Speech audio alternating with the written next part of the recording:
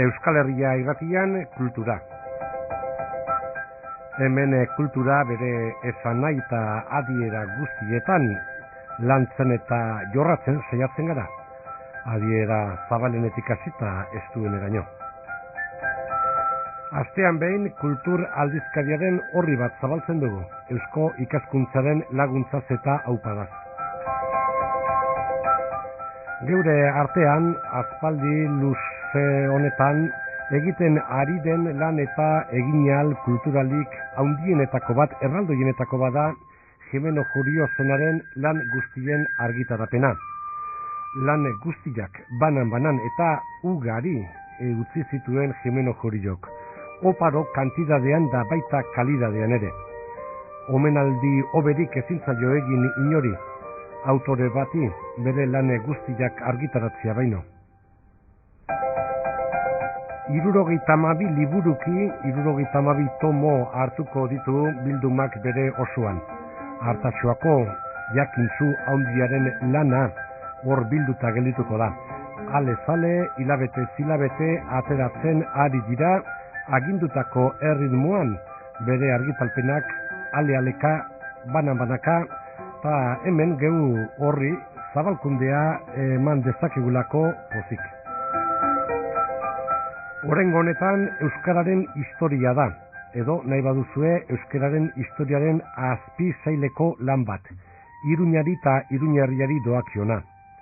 Hiri honen historia, alegia Euskal Herriko hiriburu historikoarena, hiri honi oso lotua egonda beti bere ingurua eta alderantziz ere, hiria bere inguruari, bere Iruñerriari, gazteleraz Kuenkari.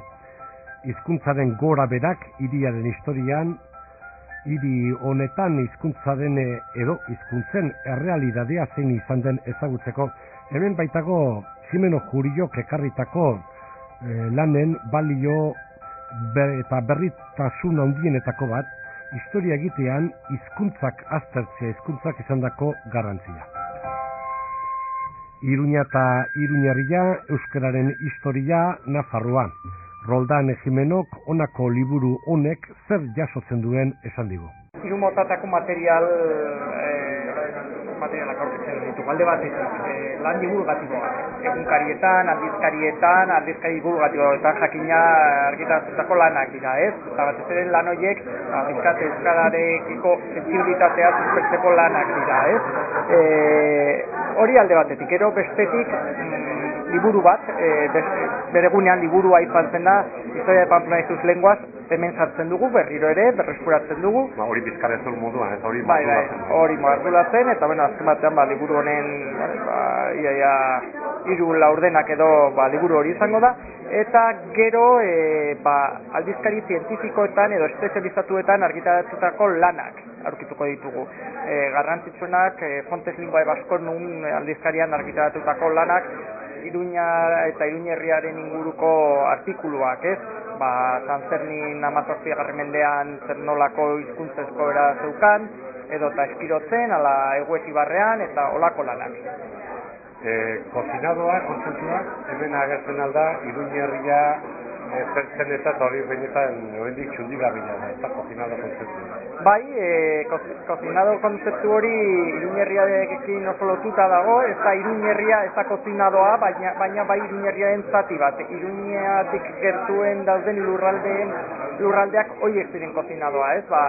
Mendillorri, Burlata eta inguruko herri guzti horiek kozinadoa ziren, eta liburuan bertan esaten den bezala, ez bakarrik kozinadoa, baizik eta Iruñerri osoa Iruñarekin bat egiten zuen guztirako, ez? Iaia juridikoki eta guzti, ez? Eta hori ez da leku guztietan gertatzen, hiri guztietan, esan nahi dut, baina Iruñan bai, eta hori bai iaia aro garaikidera arte eta edo 20. mendera arte, ez? Eta horregatik beti Iruñari aro modernoan ere hiria deitzen zitzaion, pizkat Iruñerritik aldentzeko. Kozinado hori, zer hiriko jendia nondik hornitzen zen, ezar ikusteko azukan horrek hornikuntzarekin.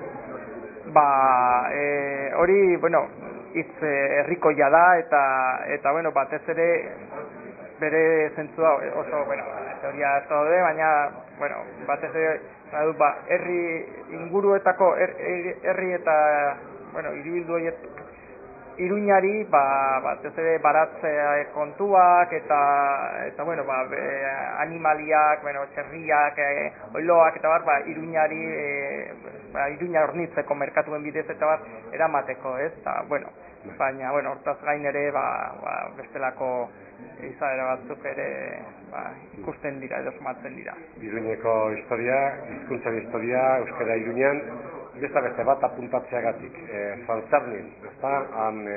Kanpotik etorritako jenden auzoa eta, baina hor euskara ere aitzen zela, hori behintzat datu batzuk ematen ditu eta berriz bilduta agertzen dira.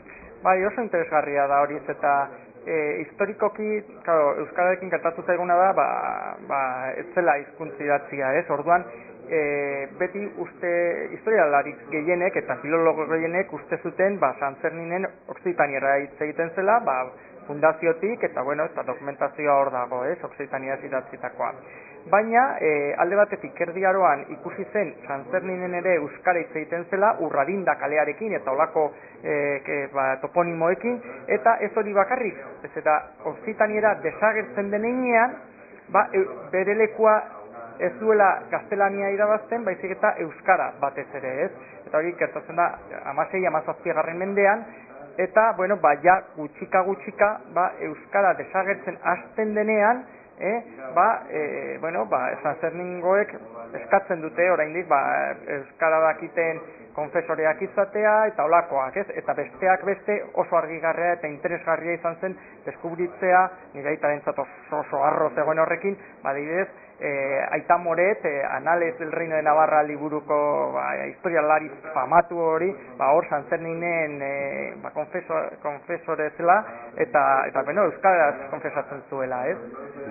Gezora bat irudi horrendikan ere liburu hau atatzea askorentzat eta irakurtzea deskubrimientu eta aurkikuntza izango da, ezta? Zenbat gauza oker ikasi ditugun eta zenbat ditugun darrikasteko, no zuzentzen. Nik uste liburu hau klasiko bat dela, berez, bere egunean idatzitako historia de Pamplona de sus lenguas, baina are eta klasikoagoa orain bildu ditugun lan hauekin, eta Iruñeko euskaltzale eta euskaldun batek irakurri beharreko liburu hau, ez? Azken batean gure hizkuntzaren historia eta gure hiriaren historia hor jasotzen da. Oraindik beste pare bat gauza.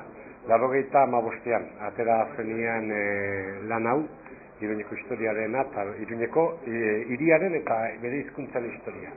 Orduan Itzaurria egin zuena gobernuan zegoen presidente ordea. Zantzazu dugu, pare bat? Bitxia da, eta Juan Cruz Ayik Itzaurria idatzi zuenean, gobernuan zegoen, lehendakari ordea zegoen, lehendakaria Otano zen, eta Itzaurria eskatu zion, eta aurreko edizioan berak nire aitari 74ean hainbat material utzi zizkion, Juan Cruz Ayik garai horretan udalean zegoelako, ez? Eta harremana zuten eta Itzaurre eskatu zion eta nahiko Itzaurre esan dezakegu irekia, ez? Izan zen.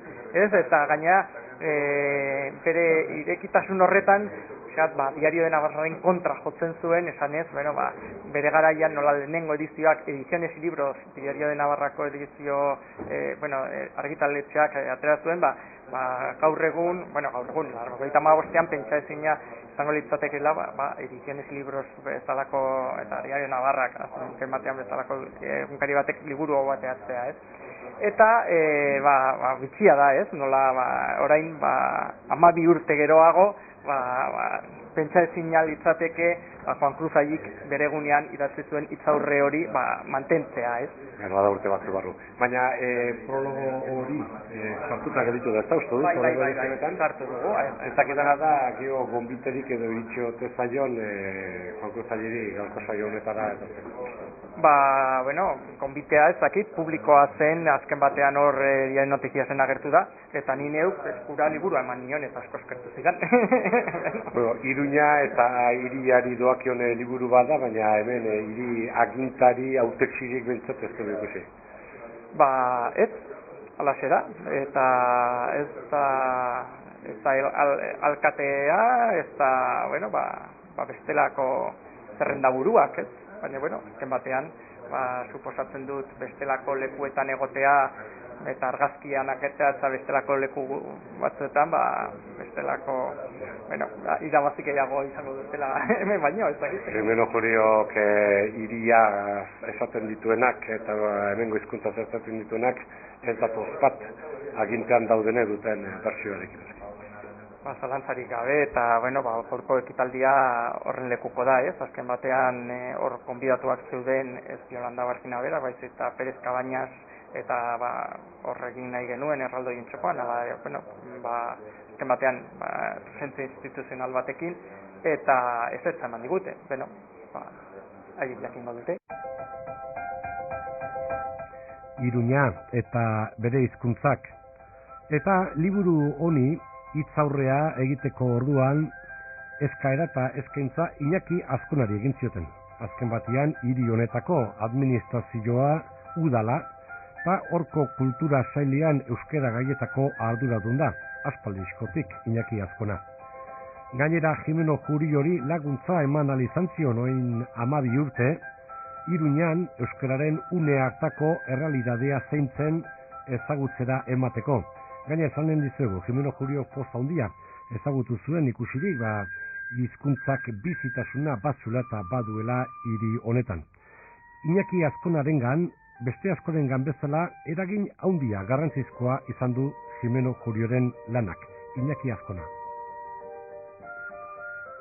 Tamalez, orain agian, gutxenez, alde ofizialetik, instituzionaletik edo horrela, gaina Jimeno Jurio bizitzen azken garaietan bizi izan zuena, baina okerragoa dela, Gero poderetik etortzen diren formulazioak ikusita, pizkat euskararen presentziaz, eta orduan, noski hau dela, ez dakit, lerkari bat, daiteke, kultura lerkari bat, benetan, Jimenok nola frogatzen duen, eta frogatzen du, inolaz ere kontra egin daiteken modu batez, hemen euskara izan dela Iruñekoa, Iruñerriko eta Nafarroa gehieneko hizkuntza, eta orain gauden moduan, eta besaten dutenak aituta eta horrela, dela egiaztatze iautzailea.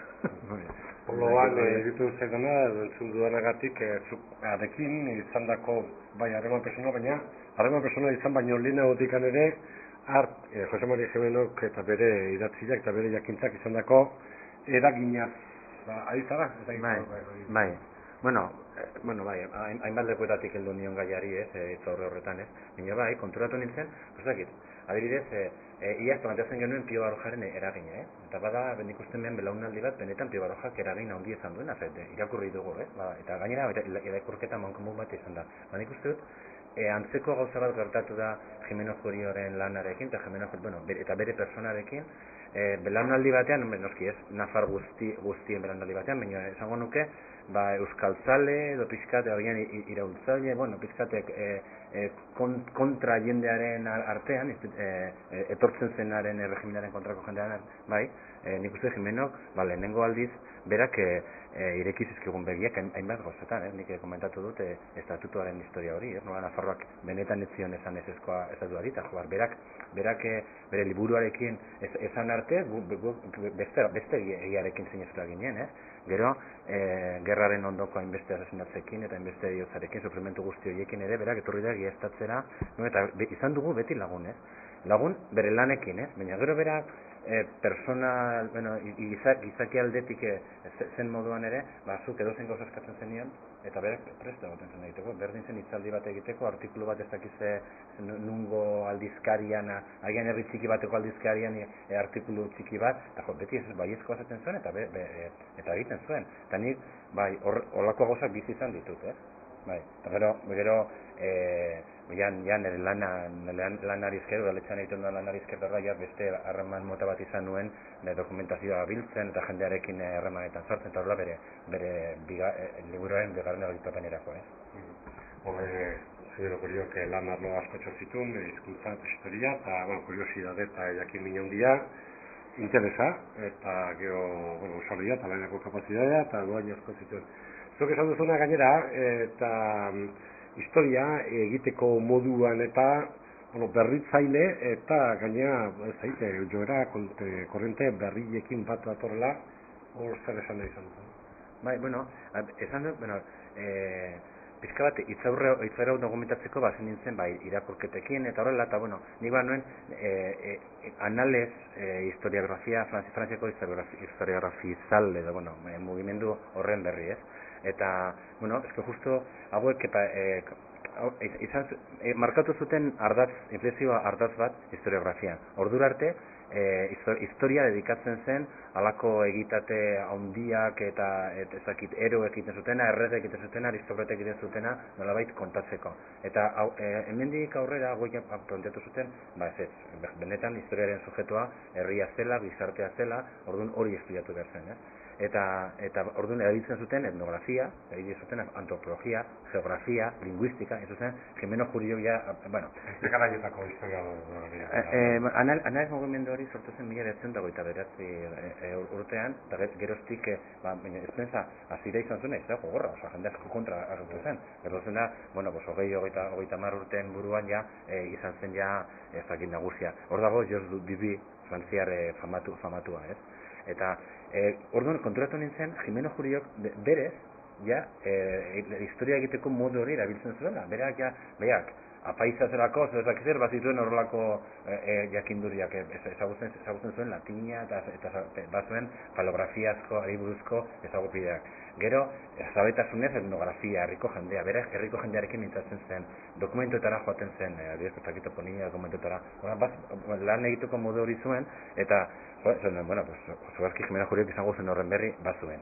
Jarro lanek egiazatu zidan, berak oso interesatua zegoela mugimendu guzti horiekin, eta horrela, orduan, Jimeno Jurio izan dela, ez bakarrik herriko jendearekin egon dena, etnografoa guzti hori, belki izan da oso modernoa, lan egiteko izan duen moduan, eta gero izan du, hirugarren ezaugarri bat, historiografia honetan asko, garrantzi handia ematen zaiona. Eta hori da, historialaria behar duela izan persona bat konprometitua, bere gizartearekin, egiaren bilatze horretan, eta gizartean daude sektore, injustizia jasaten duten sektorekin, gezurra jasan dutenekin, neurri handi batean, historialaria heldu da, jendear zibilizazioen gainean montatu diren aspaldiko historia mitiko horiek gezurtatzera, eta gezurtatzeko dokumentuen bidez, eta jendearen ekin hitz eginez, eta datu objektiboen bidez, ez hortik zegoan.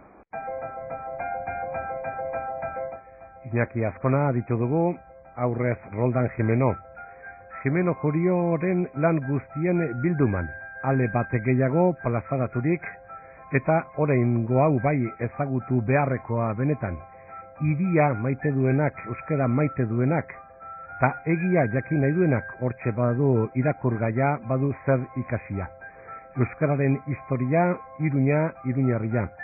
Pamiela, Euskara Kultur Elkargoa eta Udalbide Elkartea elkarlanean ari dira egiten lan guztien argitarapena.